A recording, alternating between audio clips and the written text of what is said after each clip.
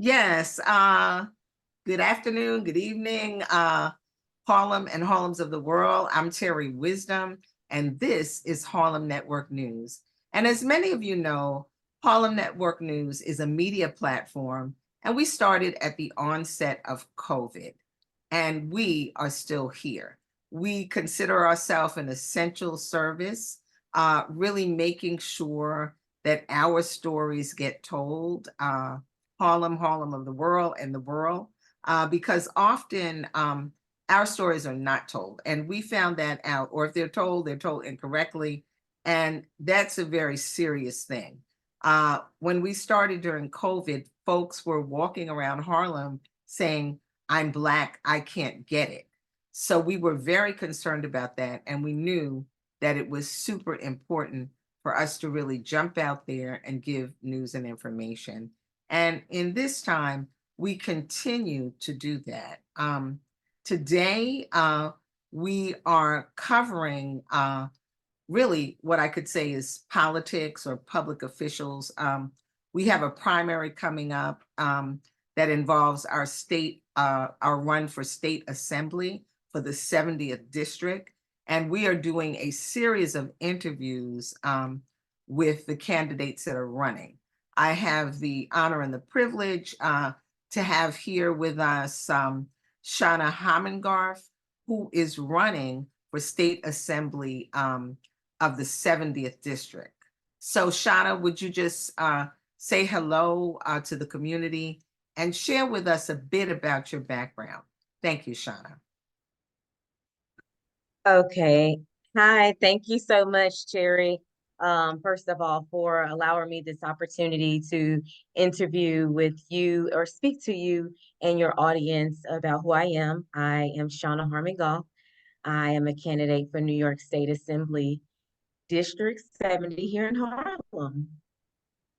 Okay, well, thank you for that. And we always want to educate. We know knowledge is power here with Harlem Right. Network News. So, what constitutes the 70th district, in terms of boundaries, and then in terms of the, pretty much the demographics, the population of the 70th district? Thank you. So the 70th district, we've been redistricted a couple of times, but it really runs from 110th Street to 145th Street in different areas from like Madison Avenue to Riverside Drive. On Madison Avenue and Fifth Avenue, we start a little higher up in Harlem from on like 126th Street. And on the west side, we start a little bit further up. So the way it's kind of carved out, we used to have Marcus Garvey area in the 70th district. Now they have been zoned out. And so that's no longer part of the 70th. So it's just kind of like so it's just kind of funny redistricting going on. But generally it's from 110th Street to 145th Street. Okay, okay. And in terms of the demographics Mhm. of the district, what does that look like? You know, who are the people in our neighborhood? Who are the people in our district? What's the ethnic makeup, language, economic makeup? What are we dealing with? Right. So with the demographics, we are about 46% Black African American, and we are about 28%, give or take, Latino, Hispanic, and then we are about maybe 14% white, and we're maybe about 5% Asian. Okay. So the makeup is mostly predominantly Black. Okay. And what do the economics look like for the people in the district? Is this like middle class? And, really in this world, that's a meaningless term. But what does it look like? What are the people dealing with? Do we have a lot of school age children in the district? Right. Are a majority of the people middle age? Or are they young or teenagers? What are we Right. dealing with? So the makeup of the demographics is very diverse. You have a lot of seniors, you have a lot of families, And you have middle class. You also have a lot of people who live below the poverty line. And so people are struggling, right? We people who have lived in homes for, especially our seniors who've lived in homes for about 50 years or 30 years, are being pushed out. And we're seeing a lot of younger people not being able to afford housing on their own, but are living with their parents, their grandparents, having roommates. Because Harlem, Mhm. not just only Harlem, but New York is just it's just not affordable. So you're seeing a bunch of different makeups, but people are struggling during this time to try to make ends meet. Okay. Well, thank you for that. Thank you for sharing because I know that's a broad stroke, but as we talk about our district, and Hmm. that's the assembly district of the state, Absolutely. we need to know like what are we actually talking about. But I'm here, I'm Terry Wisdom. This is Harlem Network News, and I'm here with one of our candidates for state assembly. And we have our primary coming up on June 25th. So Right, it's crunch time. So, Shanna, would you share a little bit about yourself, your background, yes, who you are, whose you are, and why are you running for state assembly? Where's that right. coming from? Well, Thank I you. first want to say I'm glad you said whose you are, because whose Okay. I am is I'm a child of God. So All right. definitely want to give that credit to God. But I was born and raised in Harlem, and I came into civic engagement, not necessarily politics, but civic engagement from my parents, because both of them were very active in the Harlem community. And I remember when I was about 8 years old, they had me and my siblings volunteering at nursing homes and senior centers. And Mhm. I really didn't understand and appreciate the value of giving back at that young age. But I remember I would go in every week, and the seniors was actually happy to see me as a young person. And I Mhm. would just talk and talk and talk. And one of the older ladies said to me, "Little girl, I hope you do more listening than you do talking," which actually made me want to advocate for our seniors, but on a much larger scale. So then I went on to law school where I received my Juris Master degree and my Juris Doctor degree. But Okay. then but then once I graduated, I was like, you know what, this isn't, I don't want to do law. So then I started working in government. Okay. Okay. All right. Well, we know that in this world, Right, things have changed. We are not in a world where you work one place and, get your gold watch at the end. right, And law is a broad stroke. Many right, people in many areas of business, right, have that law background, which is actually, can be very effective. right. Okay. So you said you didn't really pursue the law, but you were working in what kinds of Yeah. areas?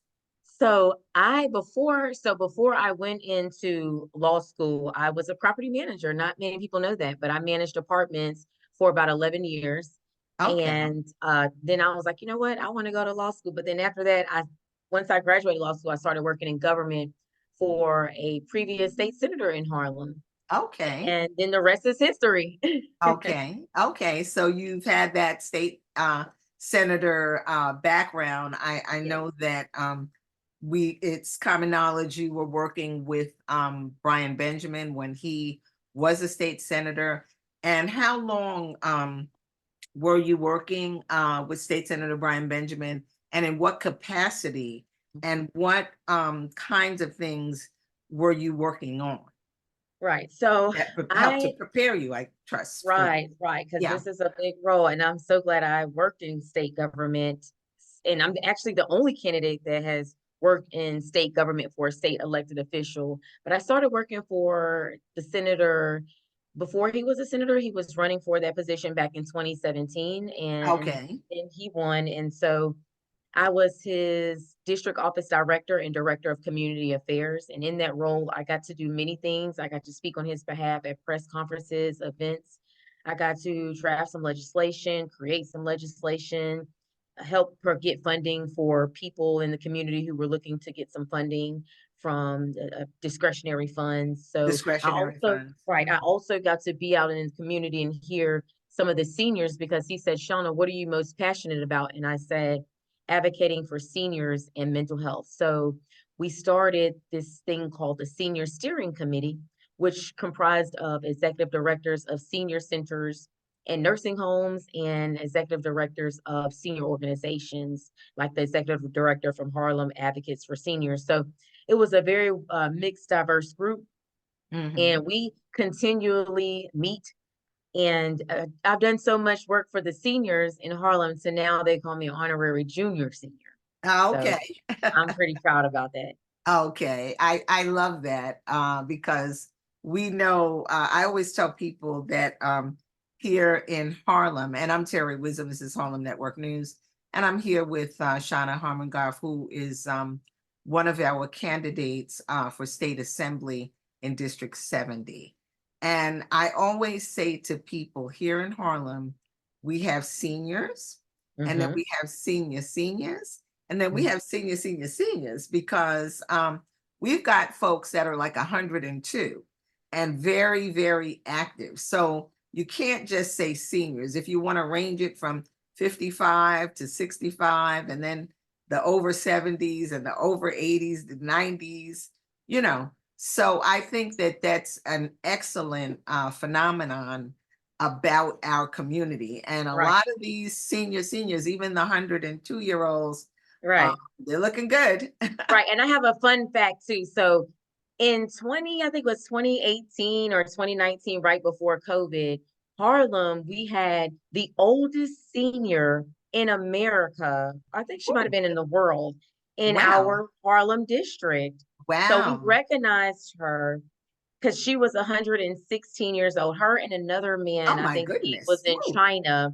They were trying to see, but her birthday ended up being before his. So we recognized her, I believe it was 2019, right before COVID.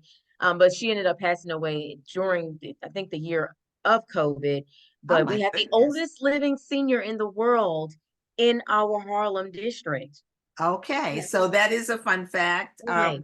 And that's information because a lot of times once again, our stories are not told. Right. It's not something we're informed about. When you see, on some of these geographic shows, like Right. what are people eating that, Right. had them, so you telling us that story is very, very, very significant. So, Shauna, if you would share, because I know, as they say, this is not your first rodeo. Right. So what public, official positions have you run for before?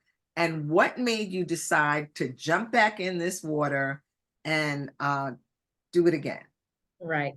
Thank you. So, what made me run was just my love for helping people. And the opportunity presented itself when the senator at that time elevated to New York's lieutenant governor. So, I was like, you know what? This is the perfect opportunity for me to try to run for this open seat.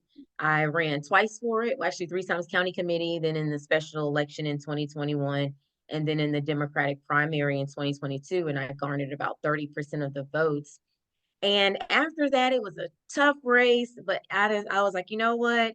I think I'm going to sit out for a while and just keep serving my community. But then an opportunity presented itself for this assembly district, and the assembly person, Assemblyman member Inez Dickens, she's decided to retire.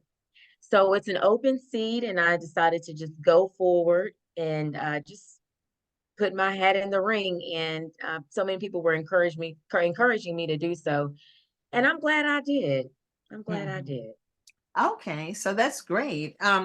So how is the campaign going for you? How do you feel? What does it look like? And I guess we can kind of segue into some of the issues as it pertains to the state assembly. But I think before we jump there, what are the responsibilities of a state assembly member? What Right, can you do? What can't you do? Because we have a lot of issues here in the Harlem community.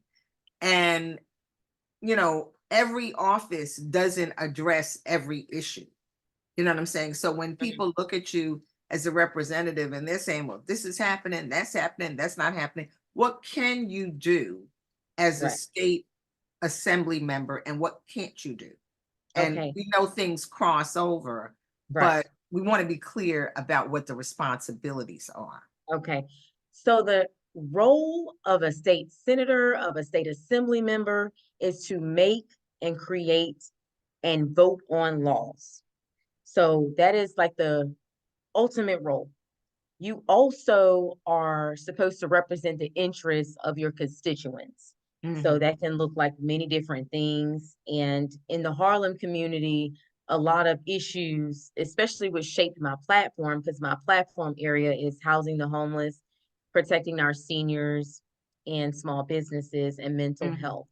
So again, the number one role of a state assembly member, state senator is just to make and create and vote on bills, laws, and try to get the governor and push to get her to sign off on all of these things because you're advocating for your community and you're their representation. You're their representative. So they're counting on you to fight for funding for the small businesses. They're counting on you to represent them in Albany and get resources that the community so desperately needs. And Harlem is a community that's has lacked a lot of resources and is looking for a leader to step up and represent them. And I truly believe that I'm that leader. Okay.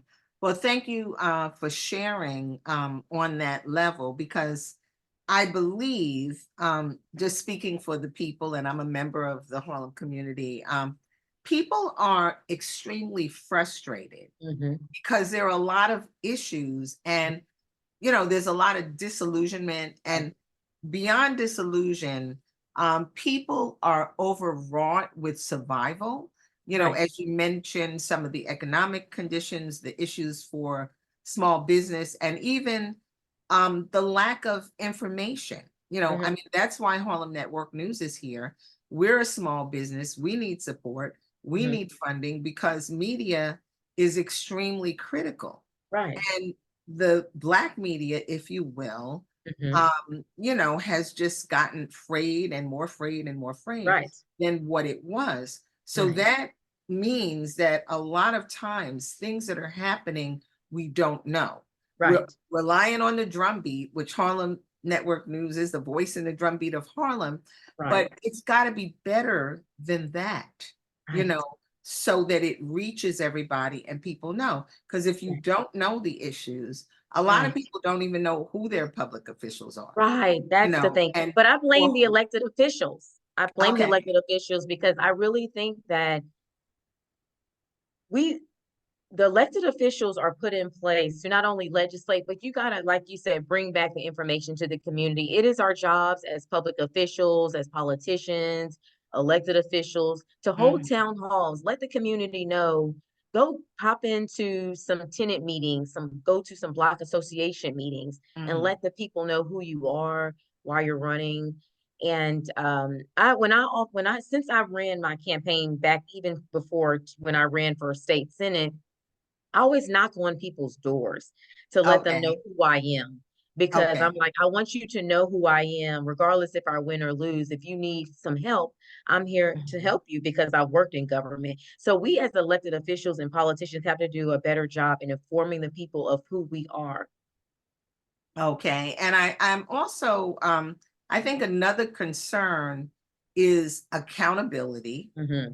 public officials being accountable, and also representing what the people think and what the people want. That's One, a very critical thing right. because especially in this time, Mhm. I feel like have seen, and I'm speaking for my constituents, where Right. we have seen public officials come out and make statements or Hmm. even vote on things. Mm. And I don't know that those issues and concerns represent what the people actually think or want. Mm. So, obviously, we're not sitting in the state Senate. We're not sitting in the Congress. Right. We are not sitting in the Senate. Mhm. However, I think it is very important that our representatives know what their community wants and believes in. Mhm. And even though it may not be popular, Right. that they still vote for what the people, Community ones. And that you the know. oftentimes too, Terry, you have these legislators not holding town halls. So they're going Mhm, blindly into these mhm, voting for these bills and not, like you said, not knowing what the community wants or needs because they're not in the mhm, community. Half yeah, the time, a lot of mhm, legislators show up when mhm, the cameras are on, but where are you at these tenant meetings? right. So that's why I really try to go to the tenant meetings and stay Mhm, amongst the community, go to senior centers. And mhm, when I always go to these meetings, I don't always talk about my platform and what I want to try to do for Harlem. mhm, I ask them, what do you guys want from me as right. your Yeah. legislator? Yeah, I Because, just think it's, right, to me, it's extremely critical. And, right. if we want to bring a little dice into it, Hmm. the whole situation that has been happening with Gaza and Israel, Right, right, quote, anti-Semitism, right, and it's just concerning that some right, of the public officials are just blindly jumping and saying, oh, I'm for this, I'm for that. But I'm wondering, are you truly representing what the community he thinks? wants, And, right, and that's not saying this side or that side, right, but I truly believe if you're a public official, then you've got to represent and vote for what your community wants, right. even if the way you're voting is not popular. Right, and You know what I'm even saying? if it goes against you, what you might Right. want, but Hmm. if your community because the community puts you in these seats, So so they want that's you to represent them, and you have to push what the community wants, not your own personal interest. right. Or what's the popular thing, or Right, going along, because we know that obviously it's very important to be able to work with a group, right, even within the Congress or the this or the that, or the state, because you got to get people behind you to right, get these bills passed. But at the mhm, same point, public officials have an obligation right, to their constituents to right. represent the needs of the constituents. And I think that that's will make a difference. Now, um, we're going to probably come back to you, but I wanted to just hit what in your purview are some of the key issues that are on the table in the state Senate right now? I know we had reparations. I know, there's a couple of other bills that are on the table that our honorable assembly member, I think it's the Fair Act that Assembly member Inez Dickens has brought, and more. So, what do you see as some issues that are on the table in the state Senate that being elected you could potentially inherit? And where do you stand on those? And how do we get those through? So in both the state senate and assembly, since I'm running for assembly, so Okay. you Yes. do have there's a lot of housing bills going on, but the important needs of the Harlem community is what people are talking about. It's talking about now is housing, and we really have to push for affordable housing. And how do we make housing affordable for the community? And another issue that people have been talking about as well, which I've been talking about having mental health counselors and social workers and psychotherapists being first responders on the scene when situations call for it. And that Mhm. has been introduced and hopefully is passed into law because oftentimes police officers are first responders on the scene for overdose cases and they're not trained and qualified to handle those cases. So having a mental health counselor, a social worker, a psychotherapist handling those cases that they're trained and qualified to do would alleviate some of the problems of escalation from the police officer to someone who is having a drug overdose case and spazzes out. So that's an issue. And then we have a homelessness crisis going on, right? Because we don't have enough housing. And Mhm. that causes mental health issues. And people are trying to figure out if they're going to stay in their homes or not. That causes a lot of mental health issues. We have to fund more money to Absolutely. Department of Mental Health, private organizations that deal with mental health. I really would like to legislate that we have mental health counselors and psychotherapists walking those streets, handling cases that they're trained and qualified to do. Mhm. Just like you see a police officer on every corner, you should see a mental health counselor on every corner. People, especially our seniors, their biggest issue is security and safety. They don't feel safe walking the streets. They don't feel safe Mhm. riding the trains or the buses because of Mhm. a lot of the mental health issues that are going on in our community. So I want to legislate that there's more mental health counselors and social workers walking the streets handling those cases that they're trained and qualified to do. But that's easier said than done. In order for that to really happen is we need to, I would love to work with the city, my colleagues in the city government to see Okay. get some funding for the Department of Mental Health so they organizations, private organizations can hire more mental health counselors and specialists to be able to go out in the community to advocate for those people who have issues. Okay. So taking it back, I'm Terry Wisdom. This is Harlem Network News. I'm here with Shanna Hamongoff, who is running for state assembly in the 70th district. But specific, what are some of those bills that are on the table right now coming from our district? Right. So you do have one that Assembly Member Inez Dickens had put on the floor. It's about oversaturation of drug treatment facilities. So Mhm. it hasn't passed um, the two in the past 2 years, but I think it just really needs some tweaking. Right now, the bill on its face says that each district should have their fair share of drug Mhm. treatment Yes, the facilities, Fair that no Share Act. one Mhm. district should be oversaturated with these drug treatment facilities. Mhm. So of course, we know that some districts aren't going to want these drug treatment facilities in their districts, right? But Mhm. what we're seeing here in Harlem is actually a lot of people from other districts are coming into our district to use these Absolutely. facilities. Absolutely. So it's not fair. And that's Mhm. why I'm really going to push for each district to have their fair share because so that way people in Harlem can actually, who need these services, can actually utilize these services instead of outside people coming into our Right. district. Yeah. Yeah. And I mean, I think one of the things, and this is from our standpoint, this is from our constituents, um, at a point, common sense and balance need to prevail. You Mhm, know, if 70% of the drug treatment programs, and we're talking New York City, there was a big press conference that our Congressman Esbiat had mhm. on this, and Right. different community members were there. But 70% of the drug treatment programs are in Harlem. Right. 70%.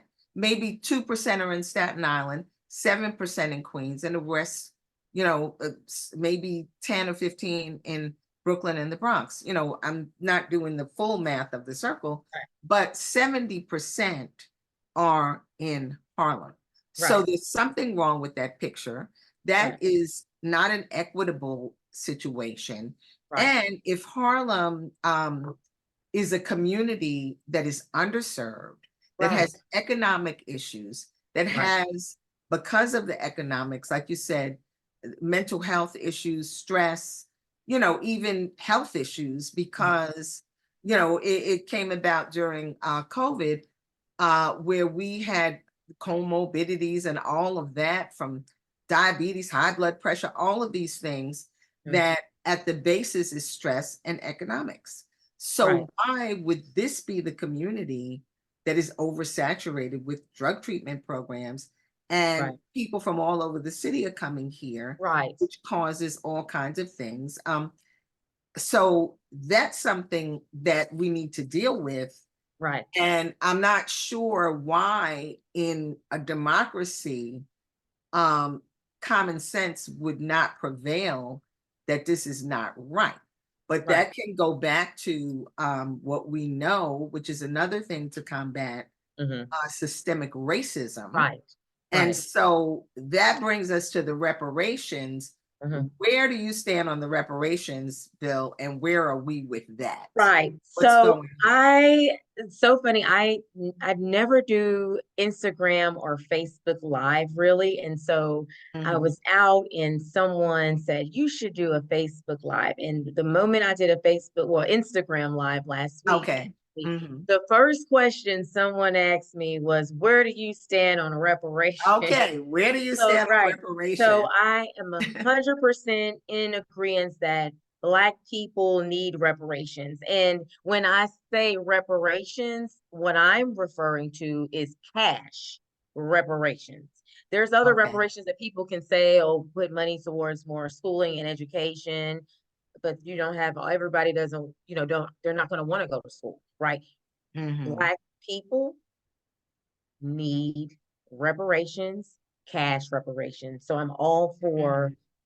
that. I know the governor put in a committee to oversee and see what that looks like, but we Mhm. already know what it should look like. We know Right. we need cash Yeah. Yeah. reparations. We really don't need an oversight committee to tell us what we need. We need cash. Right. And if we do have an oversight committee, it has to come from real folks in our Right, community who are qualified to put that together. right. And as we're speaking, I'm going to be brief because I want to just get us to wrap up and deal with Okay. just a couple of other issues. But it's very astounding. And I mean, I learned this only maybe a few years ago Mhm. from a friend that I have who is in Amsterdam, in Holland. And I really Mm, did not know and understand because her husband actually was a victim of the Holocaust.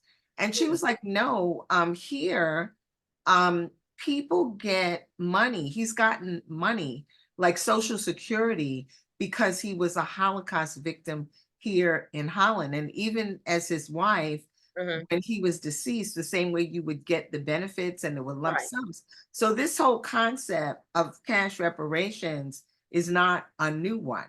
It's right, one that is going on, and there right. are models for it to happen. Right. And if So, other races and other nationalities can get reparations, right, so can Black people who built this country. We can get cash reparations. right. Yeah, Right. just like during World War II, the Japanese that were, quote, put in concentration camps right here in Yeah. America, we got Mhm. to know our history. So, Right. once again, we've got a lot of issues, but we're not there to June 25th yet. And we really at Harlem Network News are doing our diligence to have all of the candidates come and speak to the people. We know, just share a little bit because I know over the weekend you were part of a town meeting, and who was there, what was that about, who were the other candidates that were there, and then I know there was another meeting at Sylvia's with that Congressman Espy had helped put together. So if you would just share a little bit about that, the candidates that were there, and why you feel you stand out. Okay.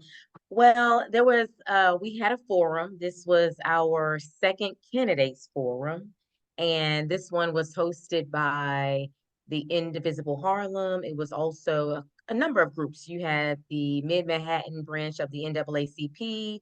You had the WEAC, the Environmental Justice Group. You had a Okay. number of organizations who put on this forum for the candidates who are running for District 70. We had questions from affordable housing, or questions from mental health, seniors, where there's some senior issues, to climate justice.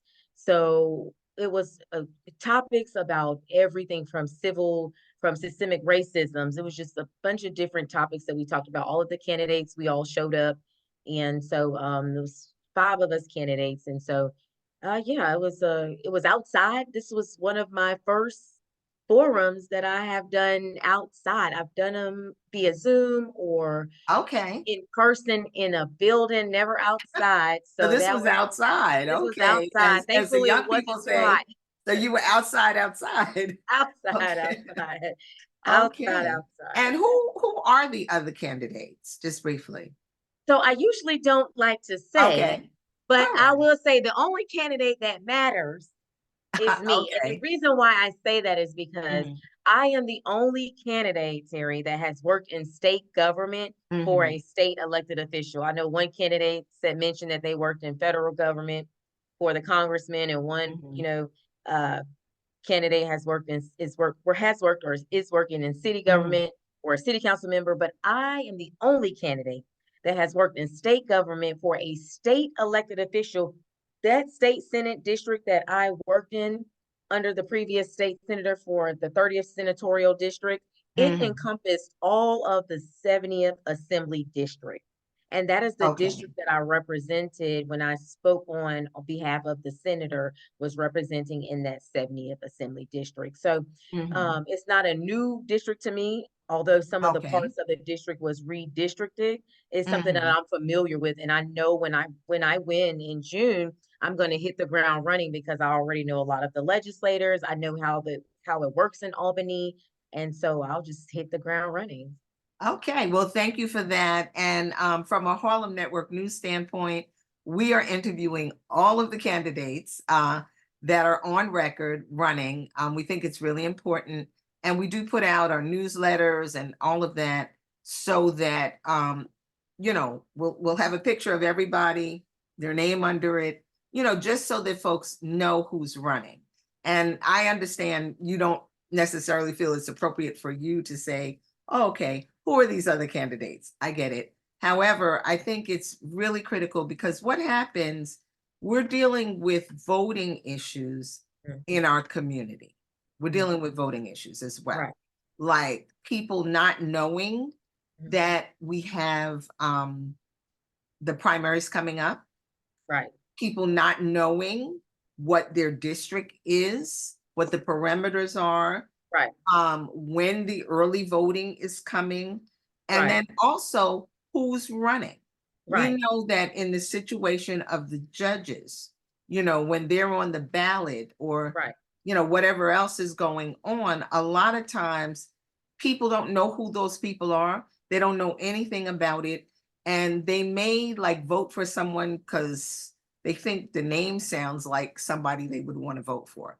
So we don't, But I we will do say not. this, I will say this though. I Mhm. always tell people that it is the candidate, the elected official's job to make yourself known to the community, not me as the candidate to let you know who Right. the other candidates are. It is Yes. me as a candidate to let you know who I am. So Right. every candidate, every elected official, they have a Mhm. duty to go out in the community so the community can know who they are. Right. It's Very, not my very job to let the important. people know And who they are. They should be the candidates right, should be right. letting the But community know. extremely important. And this is where media comes in. And this is Right. where a Harlem Network News comes in. This is where the Absolutely. Amsterdam News comes in, Absolutely. so that we're making sure, it's the candidate's responsibility. But if Right. you have a media that Right. is not putting that out there, is Right. not on CNN, is not Right. necessarily on even a New York One or Spectrums or whatever, Right. then or the Daily News or any of the other main ones, Right. Times, you know, that's not all eyes on our district. It's not all eyes on Harlem. And so it's really important on Right. a lot of levels that Right. information get out. As a Harlem Network News, we're there to inform, Right. engage, and call people to action.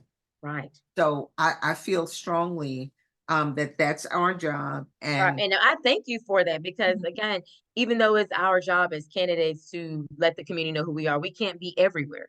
no, So, no, right. it's But it's media, you impossible. cover a wide Yeah, people come yeah, it's and impossible. And I right. mean, So I we know yeah. candidates are putting up the billboards, and that's important because people can see that. Right. But I'm so glad that there was a forum in the street, Right.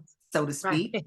And then Right. that, our public officials felt that it was important. I believe it's Congressman Espeon that helped put it together, that we had a forum where all the, candidates were there Mhm. and different stakeholders were there. So that's important stuff, Right. for us because people can begin to make their decisions Right. on who they feel would best represent. And just alas, quickly, we don't even have time to go into this because it's a can of worms. I'm Terry Wisdom, it's Harlem Network News, and I'm here with Shanna Hamongoff, who is running for a state assembly in District 70. But the other issue that we have is, and it crosses over to the state, is all of these illegal cannabis shops here in Mm, Harlem. We are oversaturated with those mm, as well. And I know that, some legislation came where they're going to try to make it tougher and stronger, but these things are growing every right, day. And we know that they right, are selling to children. right, That's happening on a right, daily basis as we walk through our streets. So as we walk the streets, we are seeing, problems of mental illness. We're seeing problems of homelessness. We're seeing the oversaturation of the drug treatment programs. We're seeing folks that are coming over from Randall's Island or wherever to go to the drug treatment program and spend 10 hours a day just hanging out on the streets, and so we're seeing a lot, but we're also seeing our school children right. walking Oh, into these illegal cannabis places, right. And they're and selling it to them. yeah, and it's concerning and they're Right, illegal. right, So what can we do about right. that? Because to me, that is immediate. Mhm, I'm sure you have seen, we have mhm. the legal smoke shop, which people paid millions of dollars to get right on 125th. And Right, we know that there was pushback about right. that being there, but right across the street in It's the another one. bottom of the Victoria new Right, beautiful it's right beside it. establishment is a bodega style The smoke smoke shop. shop. Right. What is that? What Right, we right, have to take action.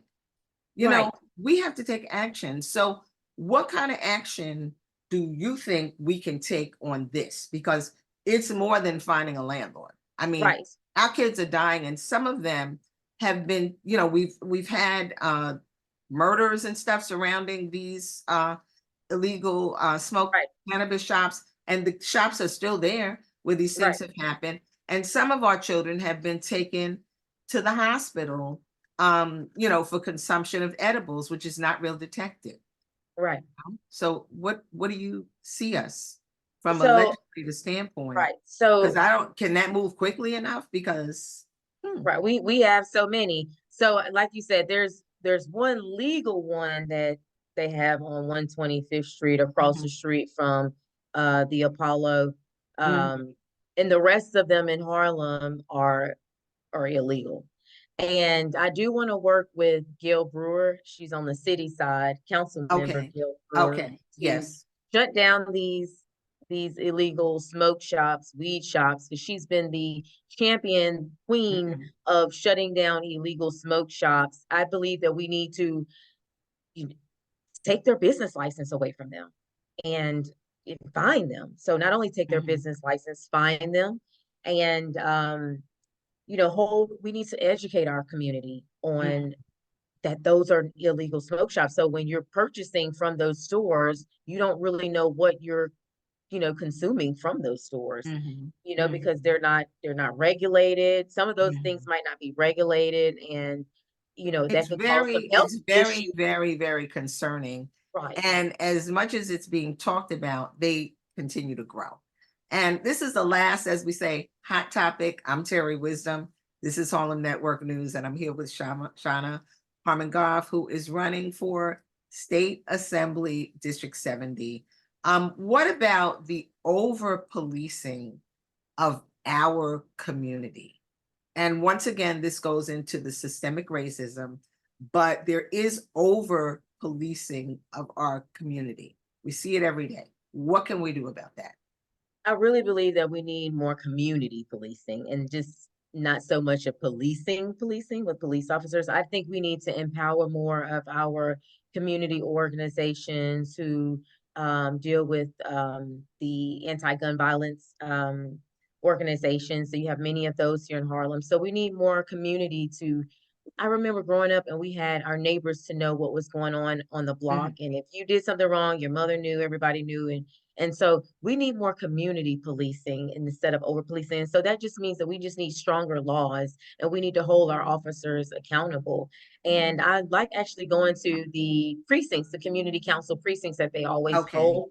And I love to see our young people in those precinct meetings because they Mhm. have issues and concerns they can bring to the police officers, and the Mhm. police officers can share, because in order for this community to be better, the community and the police have to work together. Yeah, But absolutely. but we Absolutely. definitely And I have to know hold the that police we officers have, accountable. some programs. There's a program actually that Blackberry Productions does called the COP program. I think it's COPP. Mhm. And it's for young people from 17 to 24. And it's actually kind of drama therapies and different things that actual police officers participate in with the young people. And there's been a lot of coming together. So I'm just saying, I think we need to do some of those kind of things, but Right, the police state that is happening in Harlem, the stop and check that is right. happening in Harlem, Stop it's and frisk. not happening on like the Upper West West Side. side. It's not happening on the East Side. And it's kind of like they could say, well, there may be more crime up here and we may stop somebody and this may happen. But I'm just saying, I think that this once again is targeting, it's Mhm. systemic racism. Right. And if you're not doing the same thing in those communities, you don't know It shouldn't what be you're going to happening in find ours. when you stop. So, once again, this gives us an added stress on Mhm, top mhm. of all of the other stresses. And then Right, we're going to stop here because I could continue. But what about education here in Central Harlem? Because right now, District 5 school district, we are dealing with a separate but not equal education. Though we can say Harlem is gentrified, there's only a handful of white children in the schools in District 5 in Central Harlem, and that's a fact. right, So, what can we do about that? How can attention be brought to that? How can we legislate that? And we know that bills and legislation take time, but we're in a state of emergency in right, most of these areas that we've talked. right. So, as an official, how do you think we can approach that? Though the job is to legislate, but we're in emergency state.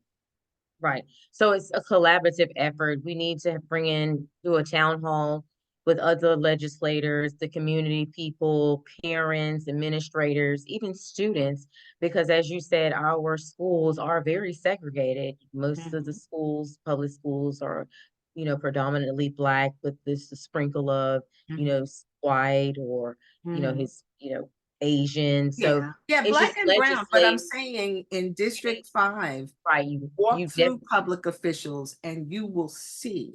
And when right. I say a sprinkling, in 20 schools, there You might can be count just them. 10 white people. Right, If you can count them. so, Right, something is wrong with that because in the 50s, I thought we legislated separate but not equal. right, right. And that So is occurring. right. So it has to be legislation put in place again. It has to be different legislation, different from what it was 50 years ago to now to make it so where these public schools aren't segregated. And also you have public schools competing with charter schools. So you Yes. have Yes. some So that's public a schools whole, are a whole. co-located, right? They're co-located in charter schools. So Mhm, then you have some parents fighting to whether they put their child in charter school, whether they put their mhm. child in public school. And I'm all for, children and the parents having, quality education and getting to choose. But I don't agree with public schools and charter schools being co-located in the same building. So that just requires legislation Many, yeah, and many, make many, many things and legislation and action. right. So thank you so much, Shanna Hamongoff. If you would just give us a closing statement, the final thing you would like people to know and remember, and then also how folks can get in touch with you. Well, Thank just the final thing, I just want to thank you, Miss Terry, for this opportunity for me to share a little bit about myself to your viewers, to get to know more about me. Um, you- I can't possibly tell you everything about me in this short amount No, of time, but you can find out absolutely. more about me on my website at www.harmongoff, that's HARMONGOFF, the number 4 NY.org. I'm also on Twitter, Instagram, Facebook, you name it. What's the young people thing? TikTok. I'm on all of Okay. those with my last name, Hamongoff, the number 4 NY. And follow me really big on mental health, housing the homeless, supporting our seniors, education, and small businesses. Okay, so we look forward for change, Yes. really, really critical, and for support for our community. And when I say change, change for our community, change for the better, people to be informed, the economic disparities to be balanced. We look for all of that. We are the future, our children are the future. Very, very, very critical. And people, And please vote. Vote. Election yeah, day, June 25th. Early voting okay. is June the Oh, 15th through June 23rd. okay, well, thank you very much for that. And I'm Terry Wisdom. This is Harlem Network News. You can reach out to us at harlemnetworknews.org, harlemnetworknews@gmail.com. You can call us at 646-261-5397. If you need to get to us directly, if you have stories or things that are happening in the community that we should know, please reach out. That is what we do. We do need your support. You can go to harlemnetworknews.org to make donations. You can Zelle us, Harlem Network News, and we're also on Cash App. So we matter and you matter. And thank you so much, Shanna. And keep us posted. Let us Thank know you what's so much. going on. Yes. And good luck with the candidacy. Thank you so Thank much. you. Thank you very much. It takes a village. So, or whatever, backward never. And as our James Baldwin said, so goes Harlem, so goes the world. So take care. Thank you. Terry Wisdom, Harlem Network News. Take care. Thank you.